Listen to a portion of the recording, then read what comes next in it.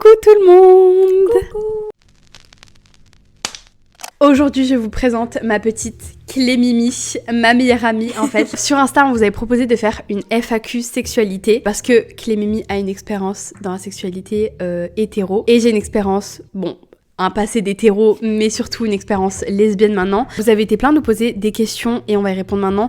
J'ai eu vraiment voilà les questions, donc à la limite, on fera peut-être une partie 2 si jamais ça te tente et tout, parce qu'il y a eu plein d'autres trucs, etc. Bref, je pouvais pas tout sélectionner. Là, on va simplement faire une pause pour le sponsor de la vidéo. Puisqu'on fait une vidéo pour parler de sexualité, quoi de plus approprié de vous présenter la marque MyLuby. MyLuby est une marque centrée autour de la sexualité avec laquelle j'ai déjà travaillé auparavant et c'est le sponsor de cette vidéo. J'aimerais vous présenter 2 produits que j'aime énormément, qui sont vraiment des staples pour moi dans cette marque. Tout d'abord, le masseur personnel Dune. Le masseur personnel Dune, c'est un petit masseur en forme de madeleine avec, vous le voyez ici, une petite forme en fait qui va permettre de stimuler la zone du clitoris. C'est donc un masseur pour se faire plaisir. C'est un des tout premiers masseurs que j'ai testé dans ma vie, voire peut-être même le tout premier. Et je l'aime toujours autant. Pourquoi ? Alors, déjà je le trouve très beginner friendly. Je sais que certains, quand ils vont penser à des masseurs pour se faire plaisir, vont être un peu effrayés, déroutés parce qu'il y a plein de choses sur le marché et ça peut parfois être un peu effrayant. Celui-ci, je le trouve hyper ergonomique. Déjà, il est très souple, il est vraiment très moelleux, c'est super agréable à tenir en main. Il est super facile à utiliser, il y a 5 modes de vibration et d'intensité. Vous pouvez tester différentes choses pour vous faire plaisir. Il est également waterproof et c'est vrai que moi les premières fois où je l'ai utilisé c'était quand j'étais dans mon bain. Il est également très silencieux et je sais que ça c'est quelque chose dont on m'avait déjà parlé en commentaire.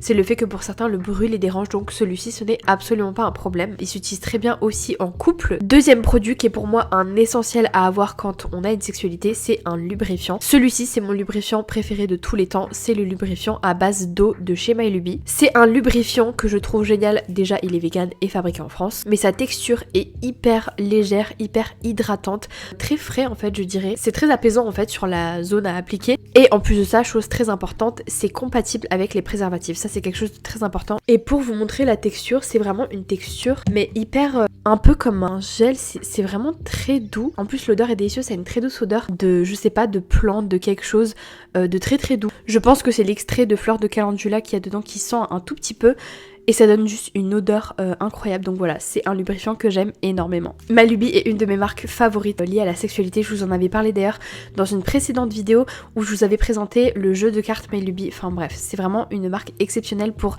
apprendre à découvrir son corps, sa sexualité et de façon très inclusive aussi parce que MyLuby parle énormément des relations queer dans la sexualité et je trouve ça juste hyper important. Donc si jamais ça vous intéresse d'aller faire un petit tour sur le site de MyLuby et de faire un petit peu de shopping pour tester pourquoi pas un masseur ou d'autres produits comme le lubrifiant. Avec mon code ThePeculiarClub15, vous aurez 15% de réduction sur tout le site. Le lien sera évidemment en barre d'infos. Et merci encore à MyLuby d'avoir sponsorisé cette vidéo. Et on retourne à la FAQ. Avant de démarrer la FAQ, je vais demander à ma bestie de se présenter pour que vous puissiez un petit peu mieux la connaître. Alors du coup, moi c'est Clem, Clémimi, Clémiche, on me donne vraiment plein de surnoms. Pour les intimes. Voilà, mon prénom entier au cas où vous vous êtes déjà demandé c'est Clémentine. Lola n'écrit pas mandarine en commentaire, je te vois. Du coup, j'ai 19 ans. Là, je suis en première année en licence de psychologie et sur les réseaux, du coup, j'ai une chaîne YouTube, Céline Hayes, c'est mon petit pseudo d'internet, mais vous pouvez m'appeler quand même Clem, c'est avec plaisir. Et donc dessus, je vous mets des vidéos santé mentale, des weekly vlogs, un peu de tout. Je parle de plein de sujets hyper différents. Aussi, à temps plein, je suis la meilleure amie de Christina, bestie cosmique, star de l'univers. Et c'est la meilleure bestie du monde. Ouais, c'est vrai. Ouais. Voilà. Et trop bien, parfait ma vie. Nickel. C'est parti. Première question. Comment garder le désir et l'envie avec son ou sa partenaire sur le long terme ? Alors en vrai, pour moi, pour garder le désir et l'envie de son ou sa partenaire sur le long terme, pour moi, c'est vraiment de se renouveler. Ouais. Genre de tenter des nouveaux trucs, de beaucoup parler aussi, la communication de façon le plus importante. Demander qu'est-ce que son ou sa partenaire a envie de tester, qu'est-ce que nous on a envie de tester. Et de toujours chercher à se renouveler et genre de pas tomber dans une routine. Après c'est ok de tomber dans une routine, mais qu'elle dure pas longtemps. Moi je dirais aussi garder tout ce qui est flirt. Parce que ça j'ai l'impression que c'est un problème que les couples ont, et même dans les messages que j'ai reçus et tout, c'est le fait que les gens vont pas forcément entretenir la flamme. Et du coup tu perds un peu ce truc, tu sais, de quand on a en début de couple, la honeymoon phase et tout, de se draguer un peu, tu vois. Désiré. Voilà, c'est ça, se sentir désiré. Et je pense que c'est méga important parce que forcément au bout d'un moment sur une relation longue, vous vous connaissez un peu par cœur et tout, vous faites souvent les mêmes choses, mais je trouve que c'est bien de se challenger, mais juste instaurer une ambiance de flirt, de drague, comme si vous voulez vous reconquérir. Deuxième question, c'est pas trop difficile de prendre du plaisir en tant que femme dans une relation hétéro? En vrai, la question m'a fait un peu de la peine. Ouais. Parce que c'est trop commun. C'est ça. Mais je sais que personnellement, j'ai pris du temps avant d'apprécier vraiment des rapports sexuels avec des hommes. Ouais. Et qu'en fait, pendant longtemps, je voulais juste remplir mon rôle, entre guillemets. Ouais. Faire atteindre l'orgasme à mon partenaire et Ouais. pas forcément le mien. Alors que maintenant, j'apprécie beaucoup plus avoir des rapports sexuels parce que, en vrai, faut avoir une personne qui est à l'écoute. Je veux dire que ce soit homme, femme, peu importe, une personne qui est à l'écoute. Je veux dire, on a tous des corps différents. Donc, toujours se demander qu'est-ce que la personne aime, qu'est-ce qu'elle aime pas, et pas hésiter à s'affirmer en tant que femme. Et si votre mec, il veut pas vous faire ou il prend pas soin de vous, en retour, vous lui pétez la gueule. Ouais, clairement. Ouais. Le plaisir, c'est à deux, un rapport sexuel, c'est à deux. Et s'il y en a qu'un qui s'amuse, ça sert à rien en fait. Donc... Troisième question, être homo signifie-t-il qu'on est forcément attiré par les parfums de son propre sexe? Alors cette question-là, ça m'a fait un peu rire, mais en même temps, j'étais là en mode what the fuck. En fait, j'ai l'impression que cette personne-là pense que, vu que moi, j'ai une punani et que je suis attirée par des personnes qui ont des punani, enfin par des femmes plus généralement, forcément, je vais être attirée par ma propre punani. Mais ça, c'est un peu, tu sais, comme ce truc où genre, tu sais, quand t'es une meuf lesbienne et que t'as les meufs, genre en cours, au lycée et tout, qui sont là dans les vestiaires en mode « Ah, mais ça veut dire que tu vas nous regarder et tout, tu vois. » Voilà, c'est ça. Alors qu'en fait, non. Genre, tranquille bébé, genre je vais pas tomber amoureuse juste parce que t'es une fille, en fait, ça marche pas comme ça. Donc c'est un peu le même principe, genre non, je ne suis pas attirée par ma punani, c'est genre vraiment juste un organe de mon corps. Genre c'est comme si, je sais pas, genre t'es attirée par les gens qui ont les yeux verts, et que toi t'as aussi les yeux verts, tu vas être attiré par ton propre regard. Ça n'a aucun sens. Tu peux apprécier ton odeur corporelle et apprécier avoir des yeux verts, mais être attiré juste parce que tu es homosexuel, ce n'est pas une cause à effet. Voilà. Quatrième question, ça existe vraiment une pénétration sans douleur? Ça m'a fait trop dans la peine cette question aussi. Ouais. C'est des questions que je me suis posées quand j'avais un vaginisme, parce que j'ai eu un vaginisme, et je me suis demandé si toute ma vie j'aurais soit pas de rapport, soit j'aurais des inconforts ou des douleurs en ayant des rapports, parce que ça m'est arrivé pendant très longtemps. Et même encore des fois aujourd'hui, si je me sens un peu stressée ou que je suis pas, entre guillemets, assez excitée, je peux avoir des légers inconforts, mais qui partent rapidement et qui sont pas du tout en soi dérangeants. Mais j'ai une réponse, et que c'est que oui, ça existe une pénétration sans douleur, totalement. Il y a ce truc qui est très courant de dire que lors de ta première fois, tu vas forcément avoir mal et saigner, mais en fait non. Après, il y a forcément le facteur stress qui joue quand c'est ta première fois, mais si tu prépares bien ton corps et tout, il y a aucun lieu d'avoir de douleur. Si vous avez mal pendant la pénétration, c'est qu'il se passe quelque chose de mauvais en fait. Et ça vaut aussi pour les relations homo. Forcément pour la pénétration, on va généralement utiliser les doigts. Si tu as mal, c'est qu'il y a quelque chose qui va pas. Donc faut faire attention à être bien lubrifié, potentiellement pas avoir des griffes au bout des doigts. J'adore les ongles longs personnellement.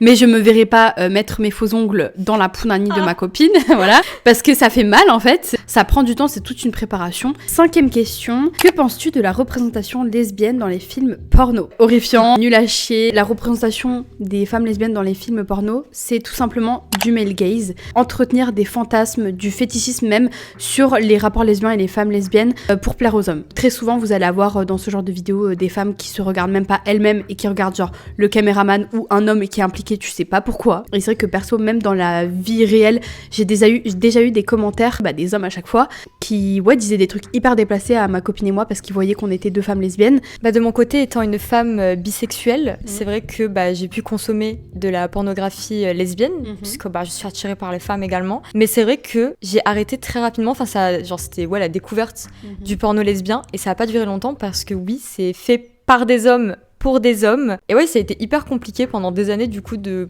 trouver entre guillemets un support lesbien, parce que j'en trouvais pas du tout. Je sais que ce qui m'a réconciliée un petit peu avec ces derniers temps, après j'en consomme pas trop, mais ces derniers temps ce qui m'avait réconforté c'était un petit peu les... Comment ça s'appelle ?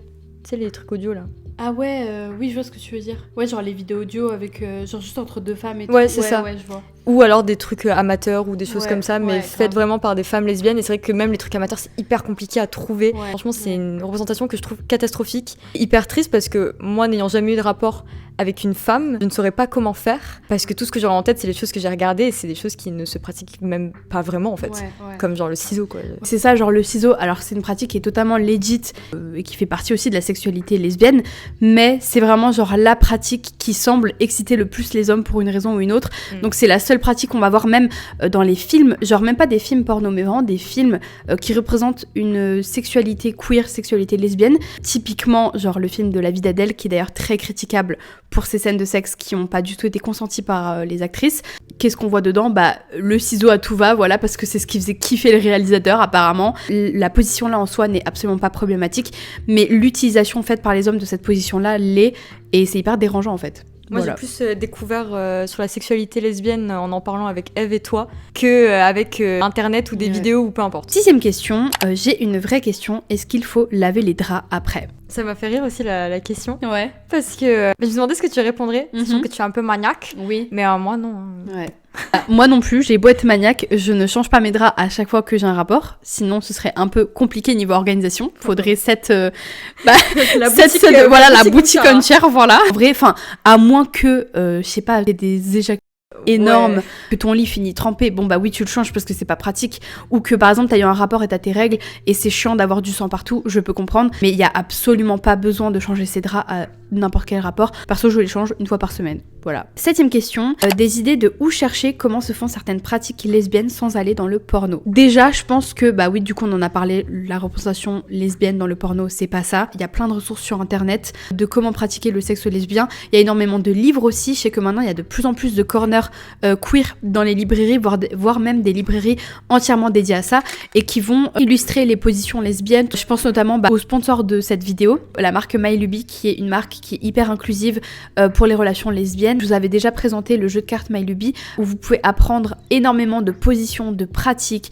plein de questions etc. que vous pouvez vous poser en couple ou avec même vos potes et tout, peu importe, et qui montre réellement dans le vif du sujet des positions lesbiennes, des pratiques avec tout l'explicatif de comment ça se passe et tout. Après forcément c'est une alternative qui est payante. Il y a clairement moyen selon moi de trouver des ressources sur internet, des comptes TikTok qui en parlent, littéralement mes vidéos, j'en ai parlé plein de fois donc renseignez-vous, en fait, vous trouverez sûrement votre compte. 8e question, les protections sont-elles obligatoires dans une relation lesbienne ? Selon moi, c'est exactement comme dans les relations hétéros. En fait, il n'y en a pas besoin à partir du moment où vous vous êtes testé, que vous n'allez pas vous transmettre des maladies. Après, évidemment, il y a un facteur qui est plutôt pratique dans les relations lesbiennes, c'est qu'on ne va pas tomber enceinte. À l'époque, je prenais la pilule, maintenant je la prends plus du tout parce que je suis dans une relation lesbienne. Par contre, ne faites pas comme nous. Nous, quand on a commencé à avoir des rapports, on ne s'est pas fait tester. On était là en mode non, mais it's ok. Non, it's pas ok. Vous allez vous tester, vérifier que vous êtes toutes les deux safe, etc. Et après, vous avez des rapports. Et si jamais c'est pour un coup d'un soir, par exemple, ça peut arriver. Dans ce cas-là, ouais, c'est quand même mieux d'utiliser des préservatifs. C'est chiant, mais c'est comme ça. Au moins, votre santé n'est pas mise en péril, que ce soit la vôtre ou celle des autres. Comment gérer la différence de libido ? Est-ce gênant dans une relation ? Alors personnellement, je n'ai pas ce problème. Oui. Moi non plus.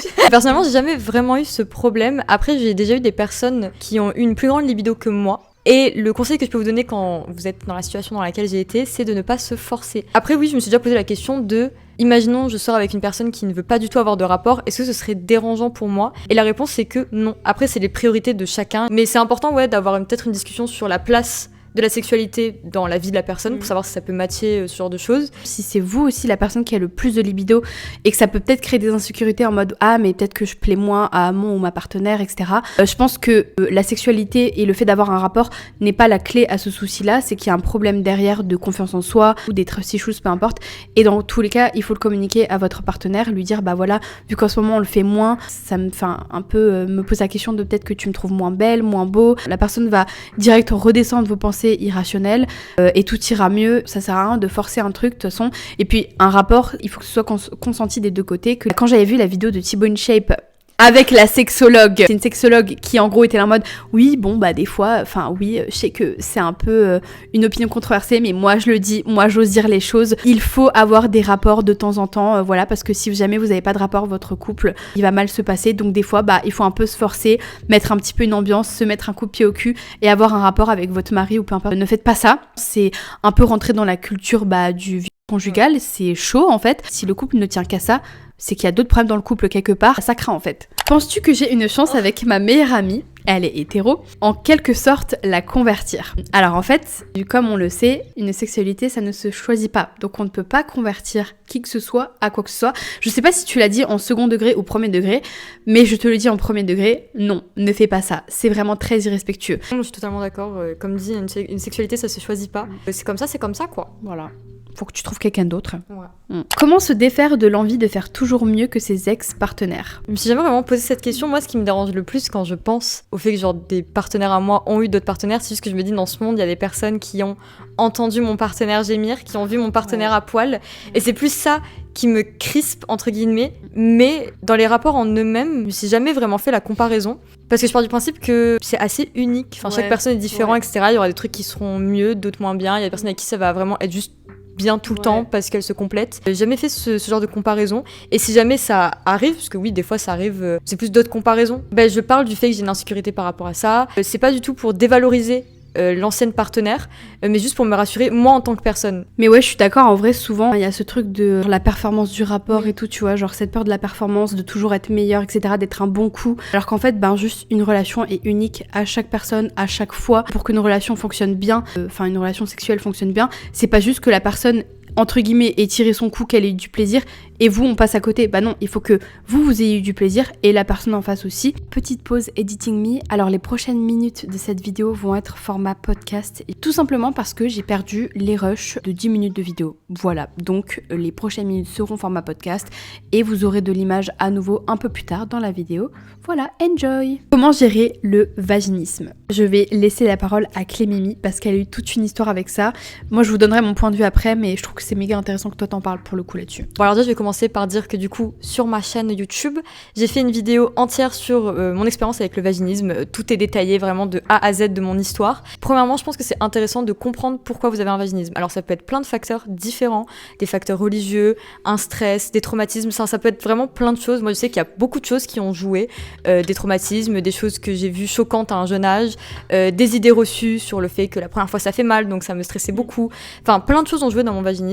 Et il y a plein de manières de s'en sortir, il y a plein de solutions, il y a des personnes qui s'en sortent sans aucune aide, que ce soit médicale, extérieure. Il y en a comme moi, où moi j'ai eu besoin d'avoir de l'aide d'un professionnel de santé. En tous les cas, c'est pas quelque chose de grave. Un des premiers trucs qu'on m'a dit quand j'ai commencé à me faire soigner pour le vaginisme, c'est que il y a plein de trucs à part la pénétration, et que la pénétration c'est pas le centre du rapport.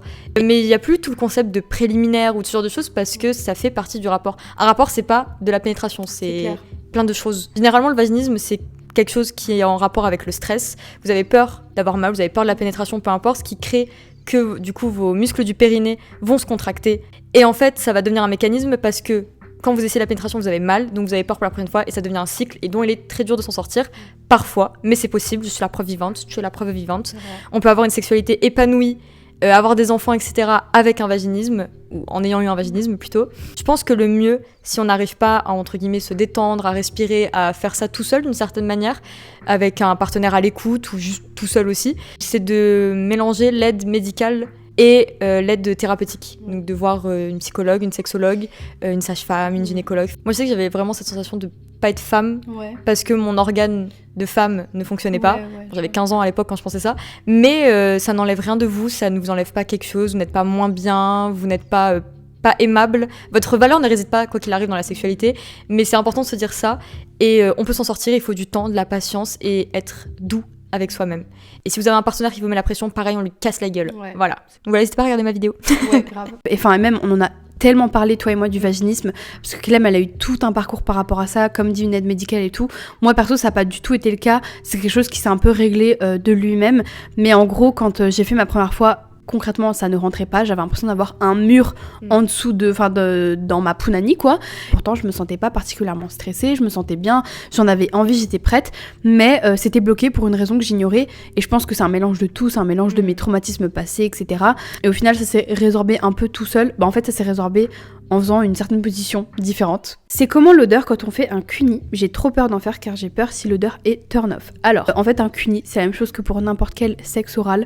Il suffit juste d'avoir une bonne hygiène pour ne pas avoir d'odeur en fait. Genre littéralement votre punani ne dégage pas d'odeur particulière. De toute façon si vous avez une odeur fort désagréable, c'est qu'il y a peut-être un souci, une infection ou peu importe. Il n'y a pas besoin de se désinfecter la punani avant de faire un cuni, clairement pas. C'est juste une odeur naturelle, corporelle. Perso, je vais vous le dire, j'aime l'odeur que ça dégage. Enfin, je sais pas, l'odeur, le goût, puis c'est votre partenaire, vous l'aimez, etc. Donc, période en fait. Mais ouais, non, ça a pas du tout d'odeur particulière, vraiment pas. S'il y a une odeur, encore une fois, très forte, c'est qu'il y a peut-être un souci médical. mais c'est tout quoi. Moi, j'ai jamais fait de cuni. En fait, de base, c'est juste un organe, donc il y aura toujours des odeurs légèrement différentes. Mais je veux dire, c'est comme une odeur corporelle qu'on va pas la sentir.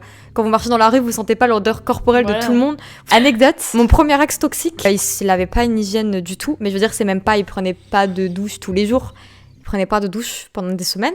Lui, oui, il y avait une forte odeur qui se sentait à travers le caleçon, parce que il avait ce qu'on appelle le fromage d'en bas. Ça me dégoûte aussi. Sachez que ce n'est pas normal. Ça s'appelle du smegma.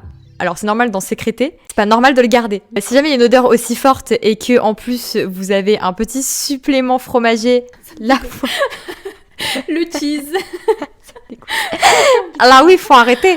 Mais après, pour avoir eu d'autres rapports, franchement, que ce soit genre dans le goût, la texture, l'odeur ou peu importe, c'est rien de grandiose, quoi. Grave. C'est vrai que souvent, les hommes se rendent pas compte qu'ils doivent se laver certaines parties du corps. Aïe. Moi, je suis tombée sur des vidéos de mecs qui étaient choqués qu'il fallait se laver entre les fesses ou genre les pieds, parce que genre l'eau qui coule dans la douche, ça suffit. Bip son blaze, mais il se lavait pas entre les fesses non plus, parce que c'était gay. Je ne sais pas me donner un orgasme, comment on fait? Déjà, je dirais que ça prend du temps. Moi, avant de réussir à me donner des orgasmes à moi-même, ça a pris littéralement toute mon adolescence, même ma vie d'adulte et tout. Ouais, en fait, pour comprendre comment ça fonctionnait et tout, genre je savais comment prendre du plaisir quand j'étais ado, mais je savais pas si c'était ça un orgasme ou pas, tu vois. Et j'ai vraiment développé ma sexualité vraiment petit à petit. J'ai découvert plein de choses, etc. Des façons de se toucher. Moi, de mon côté, je dirais que c'est apprendre à connaître son corps, y aller doucement, etc. Je sais que du coup, moi, personnellement, je pense que je me suis masturbée une première fois quand j'étais assez jeune. J'étais là en mode waouh, c'est une dinguerie. Et puis après, deuxième fois, j'ai découvert l'orgasme. Enfin, je sais que moi, ça a été. Moi, ça fait partie de mon quotidien, entre guillemets. À chaque fois que je me suis masturbée, j'ai toujours eu un orgasme. Si vous êtes une femme qui a un vagin, vous avez un organe fait pour le plaisir qui est le clitoris. Après, des fois, il y a des personnes qui ont un clitoris trop sensible ou ce genre de choses. Moi, c'est qui peut être très sensible. Donc, je vais avoir moins tendance à le stimuler directement. Je le fais assez différemment parce que sinon, ça me fait. Enfin, c'est désagréable. Il y a plein de manières de se masturber. Donc, que ce soit avec des objets. Moi aussi, du coup, j'ai un petit vibro. Starlet. Voilà, Starlet, ma Starlet. Mais oui, du coup, par stimulation clitoridienne, ça peut être le humping. Et en vrai, il y a des choses auxquelles on pense pas, mais je veux dire, stimuler sa poitrine. Il y a plein de choses qu'on peut tester avec son corps, même des choses qui vous paraîtraient peut-être pas sexuelles à premier abord. Apprenez à vous connaître parce que même je trouve que c'est hyper utile quand après on a des rapports avec d'autres personnes de déjà connaître ce qu'on aime et ce qu'on n'aime pas. Et même genre, c'est vrai qu'il y a tout un complexe, plutôt un tabou lié à la masturbation féminine. Je sais que moi, pendant toute ma vie, je me suis toujours sentie sale à chaque fois que je me masturbais. J'ai l'impression d'être une détraquée sexuelle. Ça fait partie de votre corps, c'est normal. Le plaisir, ça a une fonction qui est hyper bénéfique corporellement, mentalement, etc. N'hésitez pas, quand vous avez envie d'explorer votre corps, de vous mettre une ambiance cosy, que ce soit dans votre lit, dans votre bain, petite bougie, où vous vous sentez à l'aise et tout, et vous découvrez votre corps, et c'est juste génial en fait. C'est trop bien. Hello, les culs, ça se fait bien. Enfin, je sais pas, ça a pas l'air très hygiénique. 3 petits points. Non, les culs ne sont absolument pas hygiéniques. En fait, il suffit juste d'avoir une bonne hygiène de base corporelle, se laver. Et c'est tout en fait. Et ça, c'est une idée qui existe depuis des siècles, notamment liée au patriarcat et à la misogynie. Le fait que un sexe masculin, ça a une image connotée de puissance, d'où vient le terme, le fait d'être impuissant, tu vois. Par contre, le sexe féminin, c'est tabou, c'est sale, c'est crado. Parfois, c'est même une idée qui est véhiculée malheureusement dans les religions, le fait que t'es impur quand t'as tes règles, tout ce genre de choses. En fait, c'est une idée à vraiment se déconstruire. Le sexe féminin n'est pas sale, n'est pas hygiénique. Dernière question. 17 ans, je n'ai toujours rien fait et j'ai peur que quand ça arrivera, ça se voit. Et peur de faire de la D. Il n'y a pas d'âge. En fait, à partir du moment où tu es prêt ou prête, que tu es pleinement consentant, donc un âge où tu es consentant, tu peux avoir un rapport. C'est assez commun de perdre sa virginité pendant l'adolescence parce que tout le monde a les hormones en ébullition, donc c'est ce que tout le monde parle et tout le monde fait. Il y a des personnes qui la perdent beaucoup plus tard. Moi, je l'ai perdue assez jeune, entre guillemets. T'avais quel âge? 14 ans, j'ai eu mes premiers rapports, et rapports avec pénétration, c'était 16 ans. Donc moi, j'ai eu des rapports assez jeunes. Il y a des personnes qui la perdent beaucoup plus tard, il y en a même qui la perdent à 30, 40, 50 ans, mais la vie, c'est pas une course. Tu peux ne pas avoir de rapport pendant toute ta vie si t'es bien avec toi-même, en fait. Moi, je sais que quand j'ai commencé à avoir mes premiers rapports, le pélo, il m'a pas vu sans culotte pendant 3 rapports. Parce que j'osais pas, parce que je me sentais pas prête.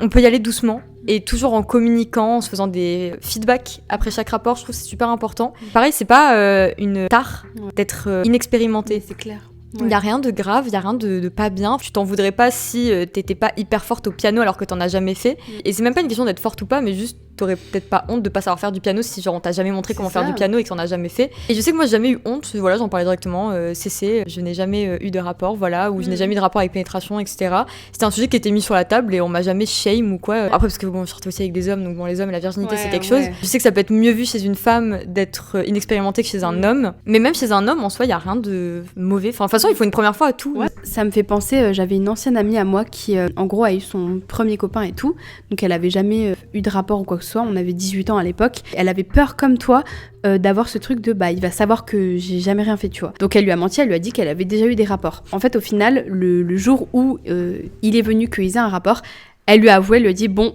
en fait j'ai jamais eu de rapport. Il a un peu whipping parce qu'il a dit c'est super, c'est génial, t'es une fille bien, t'es vierge et tout, voilà. Moi quand j'avais entendu ça j'étais en mode meuf vraiment fuis, ça craint de fou, pour dire que voilà il y a aucun problème au fait d'être inexpérimentée. Enfin c'est trop bien l'analogie que t'as utilisée du piano et tout. Perso j'ai fait ma première fois, j'avais 19 ans. La sexualité c'est quelque chose qui s'apprend mais se réapprend je trouve constamment en fait. Parce que chaque personne est différente, donc si tu as l'occasion d'avoir plusieurs partenaires, tu apprendras toujours à apprendre de nouveau ce qu'est la sexualité avec la singularité de chacun.